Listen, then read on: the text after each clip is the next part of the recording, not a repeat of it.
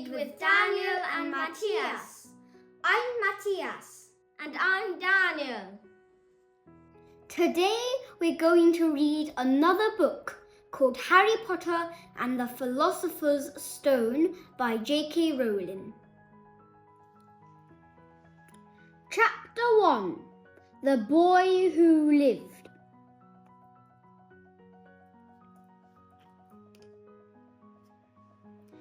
Mr. and Mrs. Dursley of number 4, Privet Drive, were proud to say that they were perfectly normal. Thank you very much.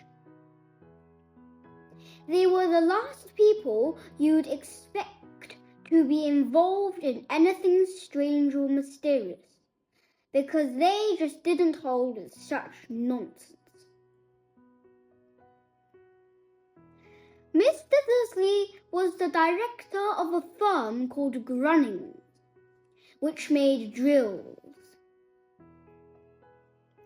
He was a big, beefy man with hardly any neck, although he did have a very large moustache. Mrs. Dursley was thin and blonde and had nearly twice the usual amount of neck, which came in very useful as she spent so much of her time craning over garden fences, spying on the neighbours. The Dursleys had a small son called Dudley, and in their opinion there was no finer boy anywhere. The Dursleys had everything they wanted, but they also had a secret, and their greatest fear was that somebody would discover it. They didn't think they could bear it if anyone found out about the Potters. Mrs. Potter was Mrs. Dursley's sister, but they hadn't met for several years. In fact, Mrs. Dursley pretended she didn't have a sister, because her sister and her good-for-nothing husband were as un-Dursleyish as it was possible to be. The Dursleys shuddered to think what the neighbours would say if the Potters arrived in the street. The Dursleys knew that the Potters had a small son too, but they had never even seen him. This boy was another good reason for keeping the Potters away. They didn't want Dudley mixing with a child like that. When Mr. and Mrs. Dursley woke up on the dull, grey Tuesday, our story starts. There was nothing about the cloudy sky outside to suggest that strange and mysterious things would soon be happening all over the country.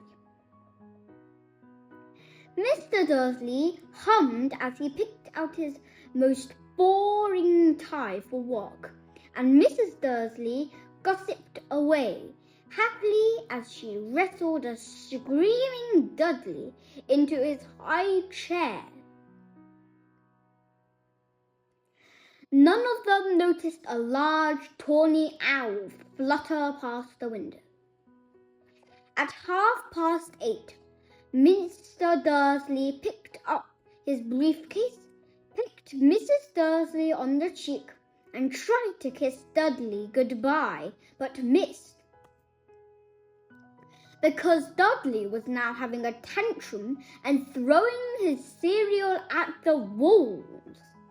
"Little tyke," chortled Mr. Dursley as he left the house. He got into his car and backed out of number 4's drive. It was on the corner of the street that he noticed the first sign of something peculiar. A cat reading a map. For a second, Mr. Dursley didn't realize what he had seen. Then he jerked his head around to look again. There was a tabby cat standing on the corner of Privet Drive, but there wasn't a map in sight. What could he have been thinking of? It must have been a trick of the light. Mr. Dursley blinked and stared at the cat. It stared back. As Mr. Dursley drove around the corner and up the road, he watched the cat in his mirror. It was now reading the sign that said Privet Drive. No, looking at the sign. Cats couldn't read maps or signs. Mr. Dursley gave himself a little shake and put the cat out of his mind. As he drove towards town, he thought of nothing except a large order of drills he was hoping to get that day. But on the edge of town, drills were driven out of his mind by something else. As he sat in the usual morning traffic jam, he couldn't help noticing that there seemed to be a lot of strangely dressed people about. People in cloaks. Mr. Dursley couldn't bear people who dressed in funny clothes. The get-ups you saw in young people. He supposed this was some stupid new fashion. He drummed his fingers on the steering wheel and his eyes fell on a huddle of these weirdos standing quite close by. They were whispering excitedly together. Mr. Dursley was enraged to see that a couple of them weren't young at all. Why? That man had to be older than he was, and wearing an emerald green cloak. The nerve of him! But then it struck Mr. Dursley that this was probably some silly stunt. These people were obviously collecting for something. Yes, that would be it. The traffic moved on, and a few minutes later, Mr. Dursley arrived in the Grunnings car park, his mind back on drills. Mr. Dursley always sat with his back to the window in his office on the 9th floor. If he hadn't, he might have found it harder to concentrate on drills that morning. He didn't see the owls swooping past in broad daylight, though people down in the street did. They pointed and gazed open-mouthed as owl after owl sped overhead. Most of them had never seen an owl, even at night time. Mr. Dursley, however, had a perfectly normal owl-free morning. He yelled at 5 different people. He made several important telephone calls and shouted a bit more. He was in a very good mood until lunchtime, when he thought he'd stretch his legs and walk across the road to buy himself a bun from the baker's opposite. He'd forgotten all about the people in the cloaks until he passed a group of them next to the baker's. He eyed them angrily as he passed. He didn't know why, but they made him uneasy. This lot were whispering excitedly too, and he couldn't see a single collecting tin. It was on his way back past them, clutching a large donut in a bag, that he caught a few words of what they were saying. The Potters! That's right. That's what I heard. Yes, their son Harry. Mr. Dursley stopped dead. Fear flooded him. He looked back at the whisperers as if he wanted to say something to them, but thought better of it. He dashed back across the road, hurried up to his office, snapped at his secretary not to disturb him, seized his telephone, and had almost finishing dialing his home number when he changed his mind. He put the receiver back down and stroked his moustache, thinking. No, he was being stupid. Potter wasn't such an unusual name. He was sure there were lots of people called Potter who had a son called Harry. Come to think of it, he wasn't even sure his nephew was called Harry. He'd never even seen the boy. It might have been Harvey or Harold. There was no point in worrying Mrs. Dursley. She always got so upset at any mention of her sister. He didn't blame her. If he'd had a sister like that. But all the same, those people in cloaks. He found it a lot harder to concentrate on drills that afternoon, and when he left the building at 5 o'clock, he was still so worried that he walked straight into someone just outside the door. Sorry, he grunted as the tiny old man stumbled and almost fell. It was a few seconds before Mr. Dursley realized that the man was wearing a violet cloak. He didn't seem at all upset at almost being knocked to the ground. On the contrary, his face split into a wide smile, and he said in a squeaky voice that made passers-by stare, "Don't be sorry, my dear sir, for nothing could upset me today. Rejoice, for you know who has gone at last. Even muggles like yourself should be celebrating this happy, happy day." And the old man hugged Mr. Dursley around the middle and walked off. Mr. Dursley stood rooted to the spot. He had been hugged by a complete stranger. He also thought he had been called a muggle, whatever that was. He was rattled. He hurried to his car and set off home, hoping he was imagining things, which he had never hoped before, because he didn't approve of imagination. As he pulled into the driveway of number 4, the first thing he saw, and it didn't improve his mood, was the tabby cat he'd spotted that morning. It was now sitting on his garden wall. He was sure it was the same one. It had the same markings around its eyes. "Shh," said Mr. Dursley loudly. The cat didn't move. It just gave him a stern look. Was this normal cat behavior? Mr. Dursley wondered, trying to pull himself together. He let himself into the house. He was still determined not to mention anything to his wife. Mrs. Dursley had had a nice normal day.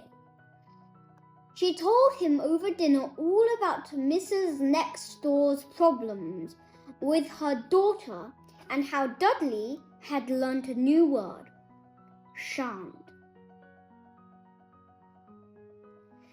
Mr. Dursley tried to act normally.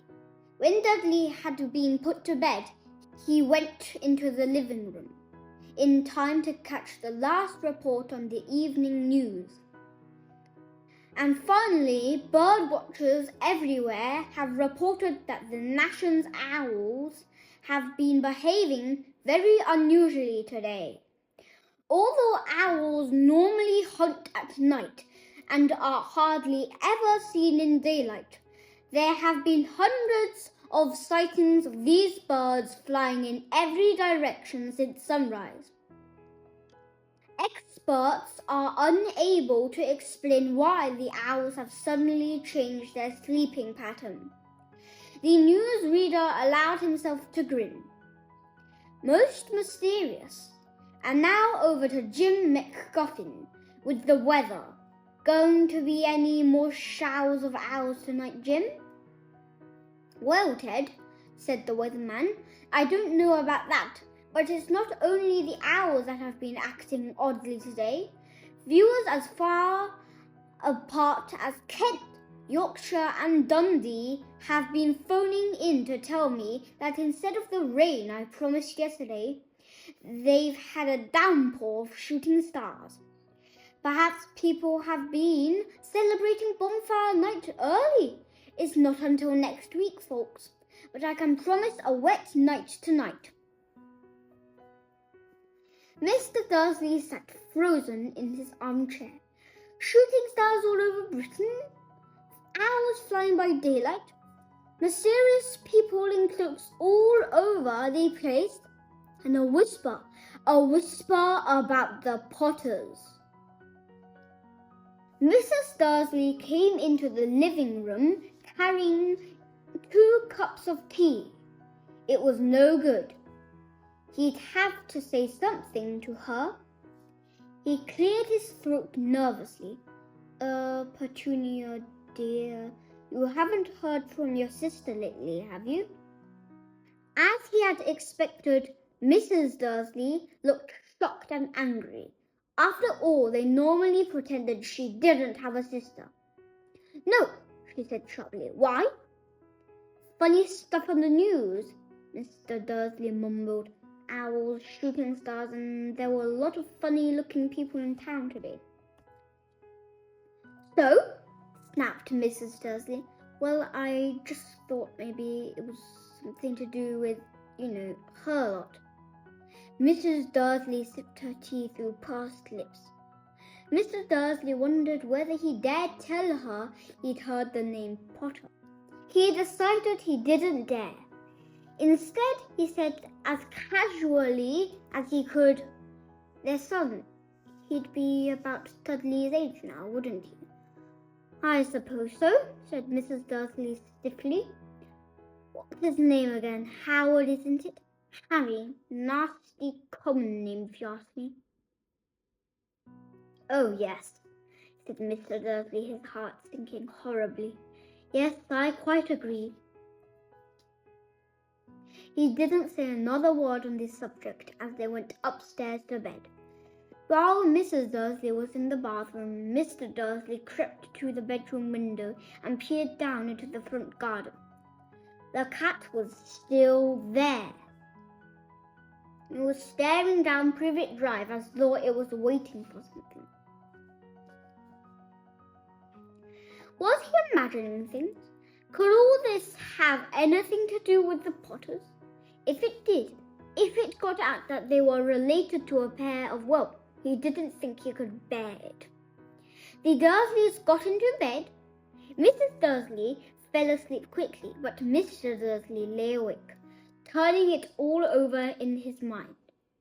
His last comforting thought before he fell asleep was that even if the Potters were involved, there was no reason for them to come near him and Mrs. Dursley.